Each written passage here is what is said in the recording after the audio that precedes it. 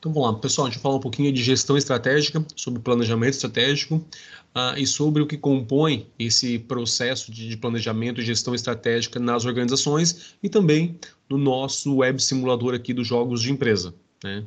Então, gestão estratégica é algo bem comum no dia a dia das organizações e que o simulador, como ele procura montar um cenário aí o mais próximo do real, ele também aborda questões estratégicas, né? Como é que vocês vão montar as ações estratégicas de vocês para estarem competindo aí. E um desses pontos é justamente a análise ambiental, que é analisar o ambiente, né? A gente fala aí de pontos fortes, fracos, ameaças e oportunidades. Mas vamos lá. Então, o que acontece? Na análise ambiental, nós temos o ambiente interno, onde a gente verifica, né, o que a organização sabe e tem condição de fazer bem e com qualidade. Então, no ambiente interno, a gente verifica pontos fortes e pontos fracos, né? Lembrando que pontos fortes e fracos são todos aquelas variáveis que a empresa de vocês, a organização, tem condições de estar alterando, ou seja, ela tem controle sobre esses itens. Então, eles são definidos como pontos fortes ou fracos. Em alguns casos, ele também pode assumir ali a característica de ponto neutro, né? Se eu estiver comparando, por exemplo, o preço de venda com um concorrente e ele for idêntico, o mesmo preço, então ele vai ser um ponto neutro, porque não vai ser por causa do preço de venda que eu vou vender mais ou menos em relação àquele concorrente, né? Ok, inteligência competitiva, que é a capacidade de agregar mais valor do que seus concorrentes. Está na essência da formulação estratégica, ou seja, o que eu vou ter que chama a atenção do meu consumidor, que é um diferencial para ele, né? Então a gente começa agora a ter que pensar na visão, na percepção do consumidor. O que é interessante para ele aí? Recursos dos concorrentes. Identificar os principais recursos e materiais utilizados pelos rivais.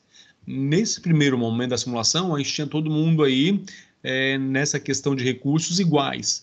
De agora em diante, quem já leu a Gazeta lá, percebeu que há a possibilidade de estar investindo em qualidade, em P&D, pesquisa e desenvolvimento, que automaticamente, né, de um determinado tempo de investimento ou uma quantidade X de investimento, ele vai retornar em um produto melhor. Ou seja, né, eu vou ter um produto com mais qualidade do que os meus concorrentes, desde que a empresa invista o suficiente para isso, né, e às vezes não é no único período que isso acontece, às vezes precisa de 2, 3 períodos, e também depende do valor de investimento. Aí ele começa a ter mais qualidade. Como é que eu, como usuário dos jogos de empresa, vou perceber que o meu produto vai ter mais qualidade ou não que o concorrente? Ele vai ter um asteriscozinho do lado lá, mostrando que aquele asterisco é como se fosse número de estrelas. Então, todo mundo com um asterisco, uma estrela. Quando uma das equipes conseguir desenvolver suficientemente a questão de pesquisa e desenvolvimento para transformar isso em melhoria no produto, ele passa a ter 2 asteriscozinhos, ou seja, 2 estrelas. O que de fato, ou na prática, né, isso repercute para a empresa? Bom,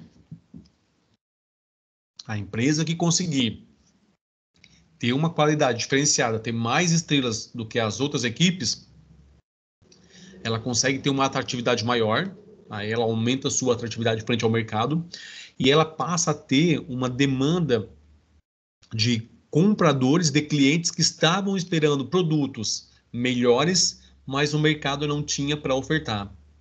Então, automaticamente, ela passa a ter mais vendas do que os concorrentes. Claro que não pode fugir muito da média de mercado do preço, né? Ele pode levar um pouquinho, porque ele tem qualidade, dá para levar mais o preço de venda, mas ele também não pode extrapolar muito, senão, né, mesmo com qualidade, quando o preço é muito alto demais, os clientes acabam não comprando. Então, só um cuidado aí para não exagerar muito no preço de venda do momento em que vocês tiverem mais qualidade, tá? Bitmark, o que é Bitmark? É uma técnica administrativa que visa identificar as melhores práticas de uma organização. Aqui vocês não conseguem olhar a parte prática dos processos produtivos, por exemplo, mas vocês conseguem fazer um bitmark dentro do planejamento estratégico, que é o seguinte,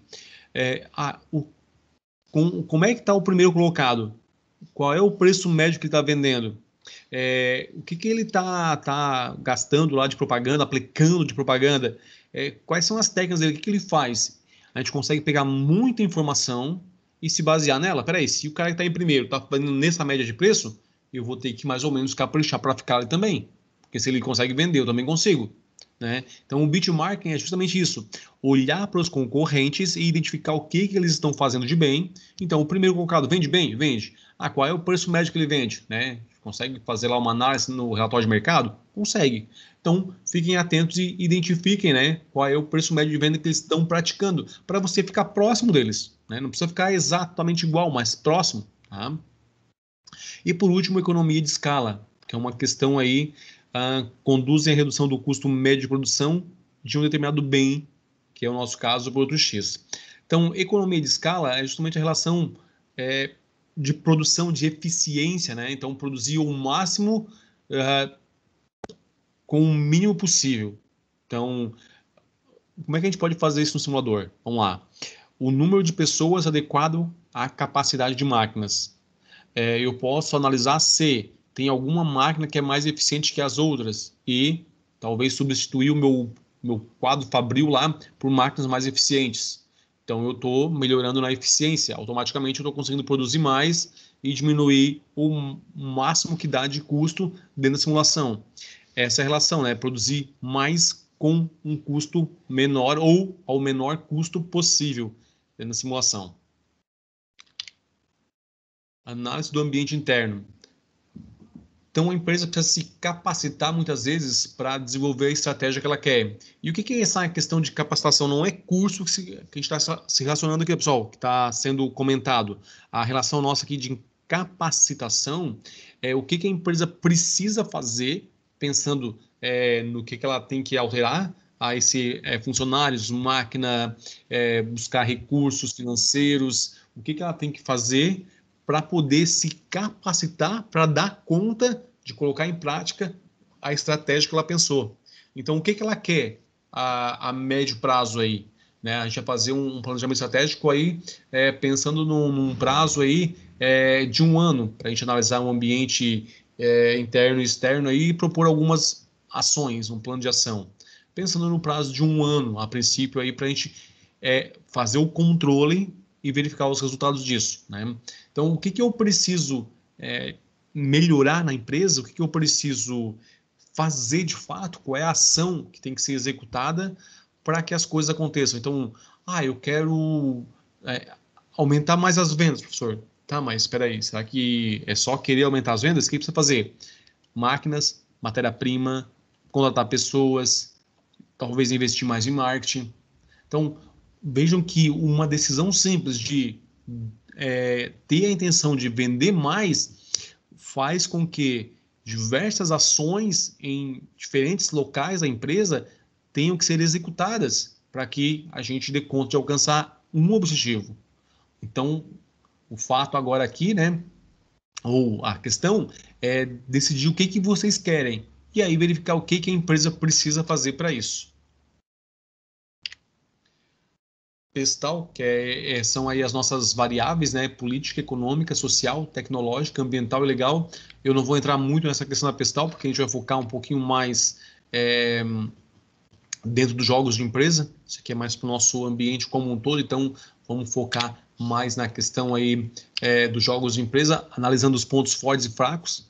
Então, pontos fortes são vantagens estruturais controláveis pela empresa e que favorecem perante as oportunidades e as ameaças do ambiente empresarial, que estão fora do controle da empresa, e não são controláveis. Ou seja, eu tenho ameaças e oportunidades que são externas. Os pontos fortes vão me ajudar a aproveitar as oportunidades e a amenizar as ameaças que estão no ambiente externo. Os pontos fracos, né? Os pontos fracos representam algumas desvantagens na estrutura da empresa, mas que podem ser modificados, mas no primeiro momento, se eles são pontos fracos, eles vão acabar desfavorecendo a empresa na implantação de uma estratégia, né? Por quê? Porque qualquer ameaça vai ser mais prejudicial para a empresa, e as oportunidades muitas vezes não vão poder ser aproveitadas porque nós não temos um ponto forte, sim um ponto fraco. O que a gente usa para analisar ponto forte, ponto fraco aí, né? E ameaças e oportunidades, a nossa matriz SWOT, ou FOFA, tradução em português. E aí, a nossa matriz SWOT, ela é basicamente composta aí por uma matriz com 4 quadrantes, onde nós temos forças e fraquezas na parte de cima, que são a questão dos nossos fatores internos, e oportunidades e ameaças na parte de baixo, onde são fatores externos, né?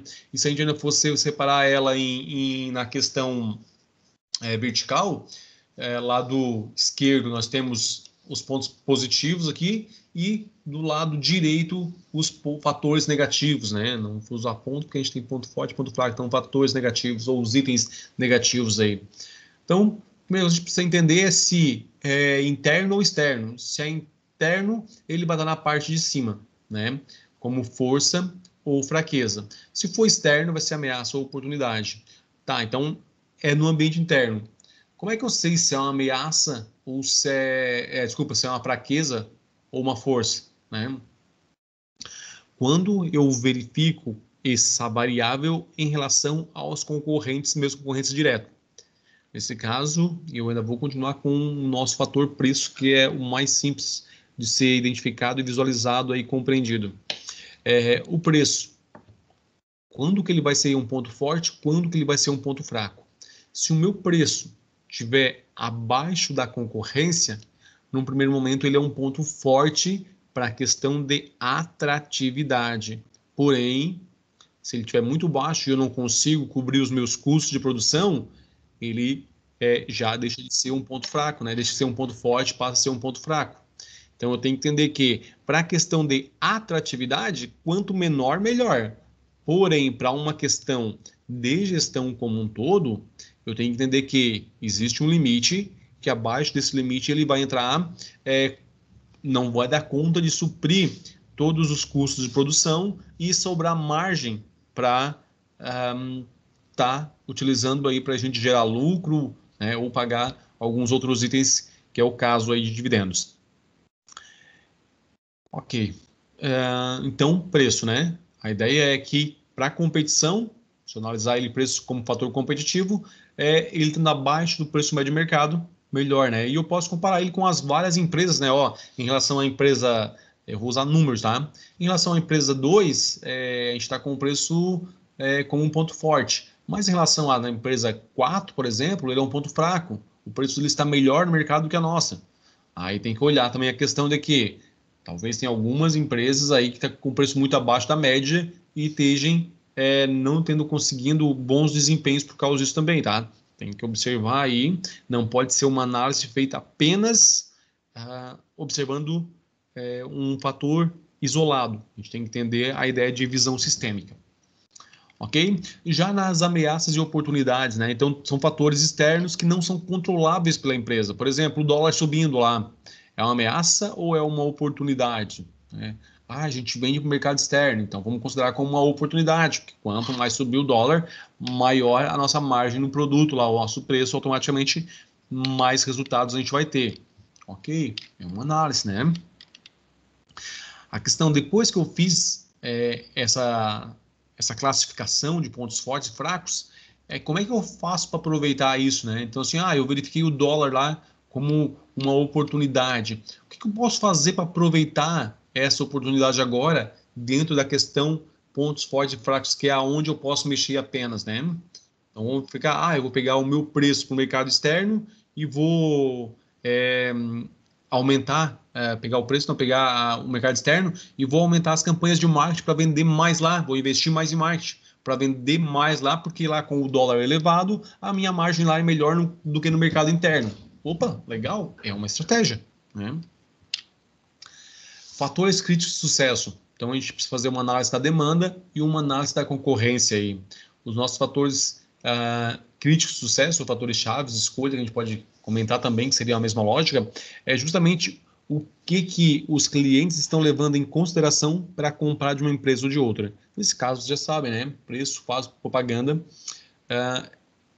são os três compostos aí de mercadológico, né? Os compostos de marketing, ou 3 P's de marketing que a gente está usando aqui dentro do simulador, que são os nossos fatores críticos de sucesso, que vão determinar se a empresa vai bem ou não na parte comercial.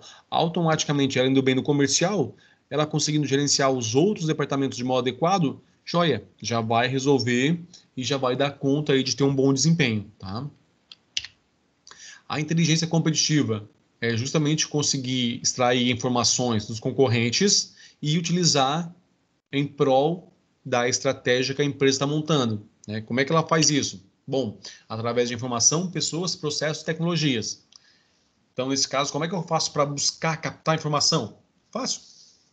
Tem relatórios abertos ali por serem empresas SA que fornecem para vocês dados que podem ser tratados por vocês, né, ou analisados e identificar como que eu posso melhorar o meu desempenho da minha organização pensando no que os concorrentes estão fazendo ou até em estratégias que eles estão aplicando que podem ser adaptadas à minha realidade e eu posso me aproveitar disso, né? Então, é o fato da gente realmente conseguir utilizar essas informações para tomar a decisão. Aqui mais um pouquinho, a gente pode ter a inteligência competitiva na questão de mercado, finanças, marketing e outras áreas, né? Então, não vou nem pontuar cada uma delas aqui, porque dentro do simulador a gente tem áreas específicas aí e cada um na sua especialização. Então, mas cada um deve olhar e verificar assim, ó, peraí, nessa parte de marketing, estou investindo pouco ou mais do que os meus concorrentes, né? Será que está sendo suficiente? Como é que eu sei se o que eu investi de propaganda, de marketing, está sendo suficiente ou não? Então, análise dos concorrentes e da concorrência em si, né? Então, saber quem são os concorrentes de vocês é fácil. Está ali, já está definido quem são os concorrentes. Agora, a questão é entender o que eles estão fazendo e conseguir se apropriar dessas informações, dessas ações que estão sendo usadas por outras empresas para poder aumentar o market share de vocês, né? O que é o market share? A quantidade vendida, o percentual de mercado que vocês estão tendo hoje, conseguir aumentar ele um pouquinho mais aí. E economia de escala, a gente já comentou aquela hora, né? É justamente conseguir ter, digamos aí, em poucas palavras, ter uma eficiência produtiva. Entender aí quais são as máquinas, como é que é um balanceamento correto e o mínimo que eu preciso aí para estar produzindo com eficiência. E os ganhos de escala, né, também vai automaticamente repercutir na questão do aumento da lucratividade, vai reduzir os custos de vocês aí e vai dar um melhor desempenho para a organização. Então, essa é a lógica. E para fechar aqui, né, só realmente que a redução do custo médio está associado, por exemplo, à introdução de novas formas de produção mais eficientes. Professor, não tem como mexer na parte produtiva aqui, os trabalhadores já estão lá, tal, mas faça uma análise das máquinas que você tem à disposição, né? Considere isso como meios de produção, como tecnologias à disposição da empresa. Será que eu estou usando a tecnologia mais adequada, né, a que me traz a melhor relação custo-benefício? Então, é para fazer análise, para vocês verificarem isso. E era isso de modo geral, né? E agora eu volto para a gente conversar um pouquinho sobre aquela questão do planejamento estratégico dentro do nosso simulador, como é que a gente responde ele. Então, vamos lá. Deixa eu compartilhar com vocês a minha outra tela aqui.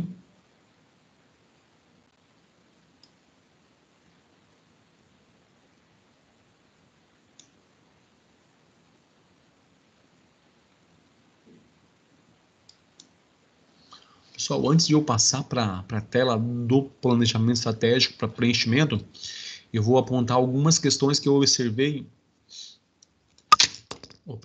que acredito que vocês ainda não conseguiram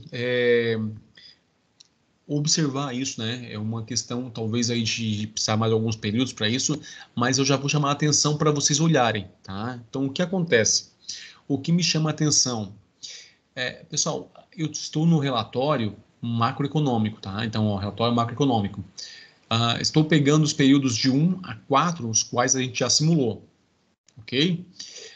Estou colocando aqui período 1, 2, 3 e 4 e ele está acumulando o índice ao final aqui. Eu poderia pedir para ele acumular aqui, ó, e automaticamente ele vai somar, né? Período 1, período 2, período 3, período 4, mas eu vou deixar ele assim para a gente entender o quanto que ele está evoluindo período a período aí, e lá no finalzinho tem o AC, que é o acumulado, tá? Então vamos lá. O que acontece? Olha o macro setor, ele cresceu 4 pontos, né? Começou com 0,9, 1, 0,8, 1,2. Então, 4 pontos percentuais foi o crescimento que ele teve aí durante esse um ano, porque nós falamos em 4 períodos. 4 períodos, 4 trimestres, automaticamente um ano. Então, em um ano ele cresceu 4%, né? A inflação cresceu 4,5%. A Selic, 13%. Os juros de empréstimos aí programados, né? 22%. O do emergencial, 31,6%. E aí a gente vem lá. Os juros de fornecedores, juros das empresas, juros nas vendas. Demanda, 85,4%. A importação, sempre 6%. O índice de Bovespa aqui, né? No caso do Ibovespa, desculpa, não Ibovespa, não, Ibovespa, que é as nossas ações da empresa, né? Está simulando o Ibovespa, mas aqui é o Ibovespa, 13%. E a rentabilidade das empresas, 1,7%. Vamos seguindo um pouquinho mais para baixo aqui. Fornecedor da prima A e B na faixa de 4%, a distribuição subiu 5,5%, máquinas aqui de 1,7%, quase 5% e 11%, 10,3%. Agora vejam aqui, os salários aumentaram em torno de 5%. Como assim, né? Todo mundo foi aumentando um pouquinho o salário aí, e o aumento médio que deu aí, se a gente acumular 4 períodos, é praticamente 5 pontos. Joia? Aí, os preços por região. A região 1 não houve aumento de preço. Tivemos períodos aqui que a gente teve decréscimo, na verdade, né? Então, subiu num primeiro momento, depois houve o decréscimo, mais um decréscimo, e automaticamente terminamos empatado em 0 a 0. Região 2, 0,3. Uma outra região aqui que continua com negativo valor. Pessoal, era aqui que eu queria chegar, tá? O que acontece? Aumentou o salário, as empresas estão aumentando. Aumentou os custos com as máquinas, aumentaram o custo com distribuição, houve inflação no período aí, houve aumento da Selic, houve aumento de juros dos fornecedores. O que está acontecendo que o preço de venda não está acompanhando esses aumentos? O que vai acontecer se a gente continuar sem aumentos, digamos aí, que acompanhem essa evolução do macro setor econômico? Nós vamos ter, por mais que tenhamos empresas de primeiro, segundo, terceiro colocado no ranking, porque é o desempenho da empresa em relação às outras, mas vai acontecer que daqui a pouco as empresas vão estar consumindo, né, aí, ou digamos assim, consumindo seu patrimônio líquido para se manter. Caiu aqui a minha conexão. Deixa eu só voltar aqui para a gente poder conversar um pouquinho mais sobre o nosso relatório lá. Mas a ideia é essa, chamar a atenção para essa questão.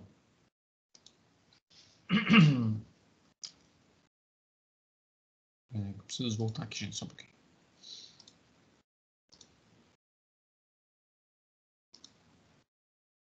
Agora sim. Vejam, então. O senhor está dizendo que tem que aumentar o preço. Pessoal, eu estou falando que nós precisamos acompanhar o mercado. Vocês estão pagando mais para os fornecedores, porque houve aumento, para propaganda, para distribuição, para fornecedores de máquina, quem está comprando máquina aí, no salário, se tiver aumentos, mas o preço de venda ele está caindo aqui. O pessoal está preocupado em vender. E como eu falei, precisa vender? Sim, tem que vender, né? Se não tiver venda, a empresa não vai sobreviver no mercado. Mas a minha pergunta que fica, se ela vender abaixo do preço de custo, o que vai acontecer com ela a médio prazo? Ela vai quebrar. Ela vai diminuir o valor de mercado dela, ela vai consumir o patrimônio líquido dela e automaticamente vai entrar em falência depois. Então fiquem atentos, né? Pessoal, essa questão do preço de venda, ela é bastante delicada porque assim, ó, se só uma empresa aumentar o preço de venda consideravelmente, talvez essa empresa vai sofrer com isso, porque ela não vai ter demanda, né? Só que se todos eles ficarem mantendo esse preço nessa média que a gente está aí, automaticamente nós vamos ter empresa fechando. Eu vou botar aqui como médio prazo, tá? Mas então fiquem atentos a essa questão. É necessário que vocês observem pelo menos o crescimento aí do macro setor e esses repasses que vocês estão fazendo. Ó, olha só, por exemplo, faz sentido vocês aumentar em 5% o salário de vocês, tá pagando ali na faixa de 4% a mais de matéria-prima, né, que aumentou o custo de vocês, e diminuir preço de venda depois de um ano? Então vamos lá, ó. O que acontece aqui? Nesse região 3, por exemplo, depois de um ano trabalhando na empresa, pagando mais salário, mais caro, pagando mais pela matéria-prima, pagando mais para fazer propaganda e distribuição, ela resolveu diminuir o preço de venda, em vez de aumentar.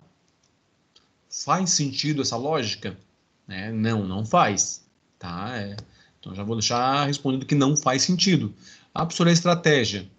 Pessoal, esse tipo de estratégia leva à falência da empresa, né? O ideal, ou pelo menos o recomendável, é que vocês observem, né? A ideia é buscar o desempenho da empresa. Ok, a gente faz isso através das vendas. Só que, se a gente vender com um preço baixo, automaticamente a gente não vai ter um bom desempenho. Tá? Então, fica aí a minha colocação para todas as empresas para essa questão preço de venda. Pessoal, entendido quanto a essa questão aqui do preço de venda, então?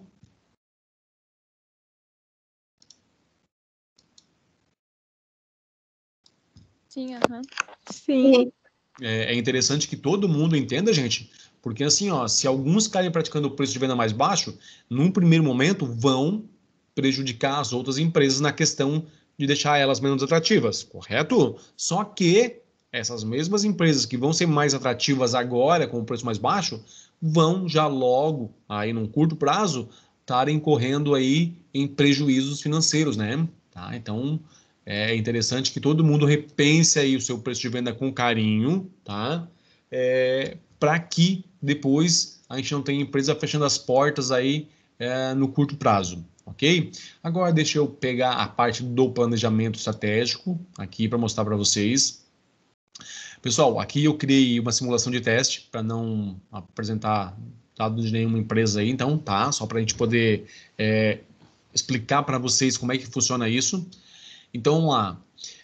Aqui ele vai vir tudo zerado para vocês. Eu que preenchi alguns dados aqui. Aqui também vem assim, ó, dessa mesma forma. Então, vamos lá. Aqui nós temos os indicadores, que são as nossas variáveis, que vão ser pontos fortes ou fracos, ameaças ou oportunidades. E aí, o que a gente faz? A gente vem aqui e vai analisar com base na área. Então, o que acontece? Vou pegar, por exemplo, esse indicador. Atraso e empréstimo emergencial. Falando atraso e empréstimo. Eu estou falando de que tipo de recurso, que área eu estou falando? Empréstimo e atraso em finanças. Está dizendo que nesse exemplo da minha simulação aqui, não existe nada em atraso. É zero o meu indicador. Então, nesse momento, como eu estou com a empresa em dia, eu vou considerar isso como um ponto forte. Né? Por quê? Porque, primeiro, a gerenciamento das contas está sobre o controle da empresa. Então, é um ponto forte ou fraco.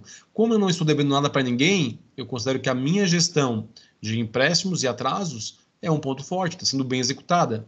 Vou colocar meta aqui, preciso? Nesse caso, não, porque eu estou com 0 e eu quero manter em 0. Então, já continuo o 0 lá. Ok? Vou pegar mais uma. O balanceamento da demanda e estoque. Né? Ok? Demanda e estoque. Eu posso analisar isso como produção nesse caso aqui. Porque eu estou falando do estoque, né? Quem cuida do estoque, a produção. Embora a gente também poderia analisar como comercial ali. Tá? De qualquer forma, vamos lá. E agora, vou ter que separar balanceamento do estoque e venda, ou seja, né, o gerenciamento entre o que é produzido, o que eu tenho à disposição e o que eu vendo ali. É controlável ou não pela empresa? Sim. Nesse caso, ele está em 9,7, desculpa, 10,07. Então, eu vou botar como uma ameaça, que eu deveria gerenciar isso aqui de um modo mais correto, um pouquinho melhor, né? Embora 10,07% seja um erro aceitável, mas eu vou colocar aqui, então vamos lá, vamos botar aqui aceitável. Então, vamos botar como um ponto neutro, né? Que ele, nesse caso, não está preocupando ainda. E eu vou deixar como a média para a gente baixar do 10 para baixo. Então, vamos lá, vai ficar 10. Aí já ficaria como um ponto positivo. A demanda das vendas. Vendas, quem vende é o comercial. O erro aqui, o balanceamento do erro está em 9,7. Abaixo de 10, também consideraria até como um ponto forte aí, né? Já, né? Então, ficando aqui, e eu vou dizer que a gente vai perseguir um pouquinho mais. Vai perseguir um 8% aí de meta, tá? E aí vai fazer isso para cada um deles, certo, pessoal? Vocês vão ver que alguns deles aqui, ó, não tem metas, certo? Por quê? Por exemplo, disponibilidade de mão de obra. Não depende de vocês, depende do mercado. Então não é você colocar meta aqui que não vai resolver, né? Hoje ela está baixa. Eu quero que ela fique alta, a disponibilidade de mão de obra. Você não consegue, você não tem controle sobre essa variável. A mesma coisa aqui na importação de produtos, né? Que é o que o governo abre para tá importando, também não tem meta. Então, aqueles que não têm meta para colocar é porque não são controláveis pela empresa, tá? Porque não tem possibilidade da empresa mexer ou acompanhar para melhorar, tá? Não depende da empresa, depende exclusivamente aí de questões governamentais e macroeconômicas que estão fora do alcance completo da empresa, ok? No mais, é preencher esses dados aqui, né, dizendo qual é a área que está relacionado ao indicador, se é ponto forte, fraco, neutro, ameaça, oportunidade, tá? E a meta que vocês conseguirem definir aqui, que acho que vocês vão conseguir buscar alcançar. Pessoal, qual é a ideia? Que vocês coloquem metas dentro do que vocês conseguem perseguir como empresa, né, como organização. Não adianta querer colocar assim, vou colocar aqui para ficar 0 o meu erro aqui no comercial, por exemplo, né? Para que a demanda de venda seja exato, 0. Eu vou chegar a 0? Pessoal, dificilmente eu vou conseguir ter o erro de 0 lá, tá? Porque é muito difícil. Mas, se você quiser perseguir o erro 0, tudo bem. A questão é que você seja mais condizente possível com a realidade que você percebe na tua empresa. Por quê? Porque quanto melhor for colocar tuas metas, ou seja, aqui ó, nós estamos nesse exemplo do período 1 para o período 4, as metas, certo? No de vocês, está do 5 para o 8. Então, você também tem um ano de gestão aí de planejamento estratégico para verificar esses indicadores, ok? Qual é a ideia? É que dentro desse um ano, vocês se aproximem o máximo dessa meta colocada.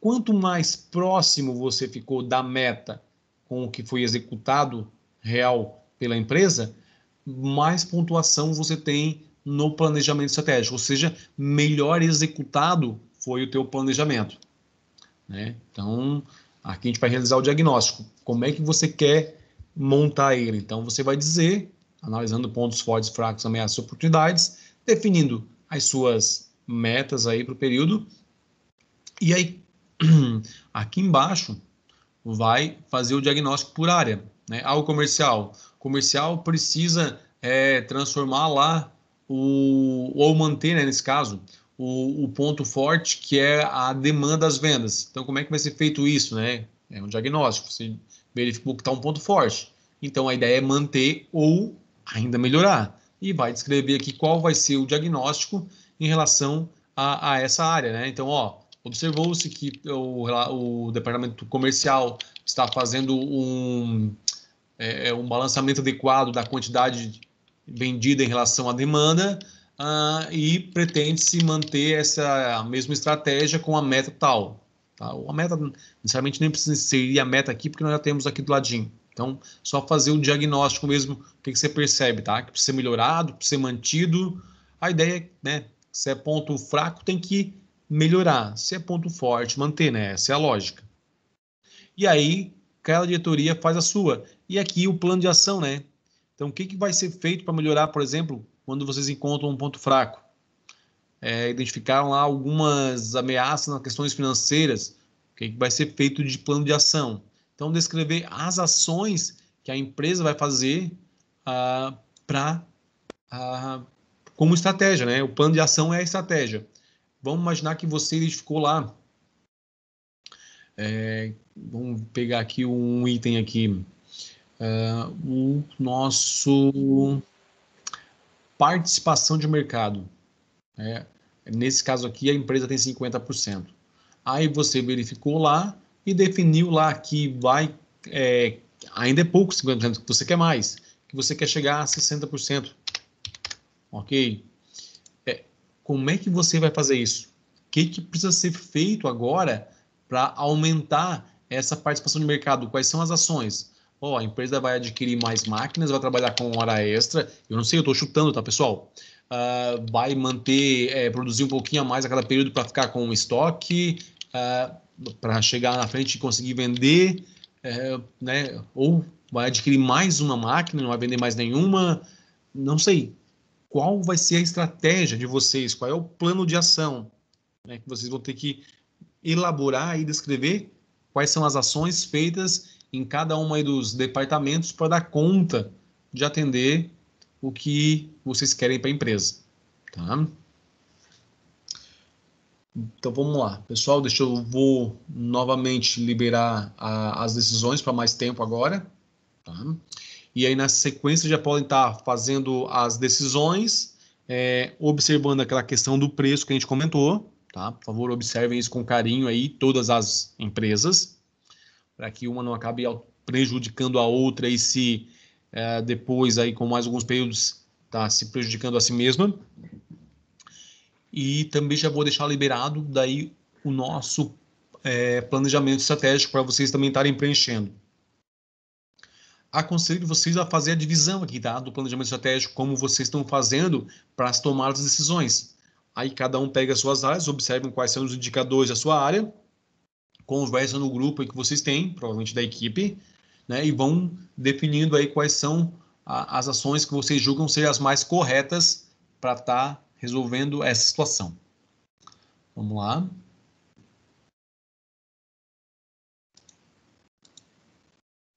Deixa eu só parar o compartilhamento aqui, pessoal.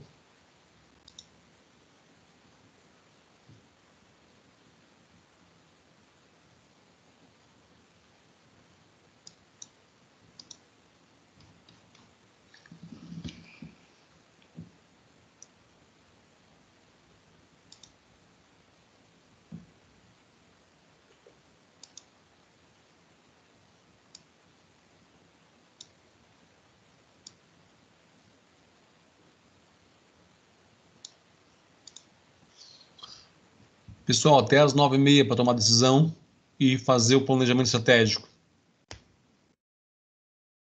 Tudo certo?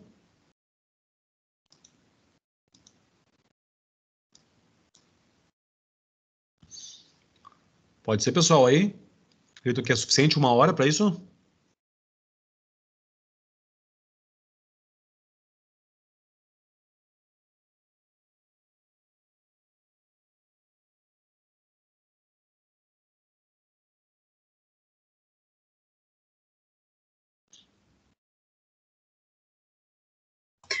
Ô, professor, daí para semana que vem vai ter que tomar decisão de novo ou vai ser só essa dessa semana? De hoje, quer dizer. Nós já vamos daí assim, ó, a gente vai fazer essa decisão agora, eu vou processar o período, vai ficar uma para fazer durante a semana e uma outra na semana que vem. Tá. Tá certo? No caso, a gente vai ter 2 decisões por semana? A ideia é que a gente, hoje, porque a gente tem o planejamento estratégico, né? Daí ele vai consumir um pouco mais de tempo. Mas na próxima aula, que a gente consiga fazer até 3 decisões já na próxima aula. Tá? Para a gente conseguir realmente aí que vocês tomem a decisão, vejam o resultado e já fica mais fácil para tomar a próxima decisão. Porque vocês já viram o resultado na sequência e aí facilita, às vezes, de uma semana para outra, ou até tomando decisão hoje, depois no meio da semana, tem um espaço considerável de tempo, né? Então, se tomar uma decisão, eu processei o período, vocês foram lá e olharam os resultados, entenderam assim, ó, aqui a gente pode melhorar ainda mais agora. Já vai lá, toma a segunda decisão e, novamente, a gente processa o período. Então, essa semana a gente vai fazer uma só à noite, por causa do planejamento estratégico, já vai ficar uma próxima para fazer durante a semana, e a ideia é que na aula que vem a gente consiga fazer aí pelo menos 3, tá?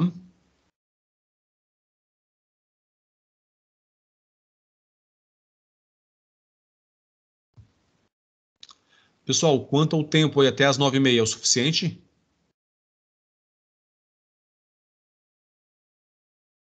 Ô, professor, e esse planejamento, ele influencia ali no ranking alguma coisa ou não? Não, o planejamento é uma atividade à parte aí que a gente tem para a composição da nota, mas ele não tem nenhuma relação com o ranking, tá? Mas que tem que ser hoje para fazer, porque eu estava tomando as decisões de antes e eu não estava prestando muita atenção no professor explicar. Tá, não, tem que ser hoje porque a gente, assim, ó, ele é feito agora no 5º período para o 8º. Então, se a gente não fizer agora, automaticamente já passou o prazo, né? A gente precisa fazer ele do 4º para o 5º, tá? Tá, vamos ver o que dá Mas pra depois, assim, ó, eu já vou deixar a aula ali e é basicamente avaliar o indicador, dizer se ele é ameaça ou oportunidade, ponto forte ou fraco, definir uma meta para ele que vocês consideram que vão conseguir alcançar aí, né? Também não espero que vocês façam o planejamento estratégico, digamos aí de primeira já, 100%. A ideia é um teste para a gente vendo como é que vai as coisas e até para vocês entenderem e conhecerem um pouquinho mais sobre isso. Depois, a ideia, se a gente tiver disponibilidade de tempo, a gente faz mais um lá no 3º ano de gestão, por exemplo, né? Tá? Então, não é também para vocês ficarem, digamos aí, preocupados com essa questão. É para fazer, para verificar e aprender com o uso do planejamento estratégico. Tá. Vou deixar até as 9h30, então, tá? Tá. Aí quem já tomou a decisão tá ok, não precisa mais mexer a decisão, se já levou em conta que a gente conversou sobre preços e outros ali, só daí tomar a decisão ali, definir o planejamento estratégico ali em cima ali, tá, gente?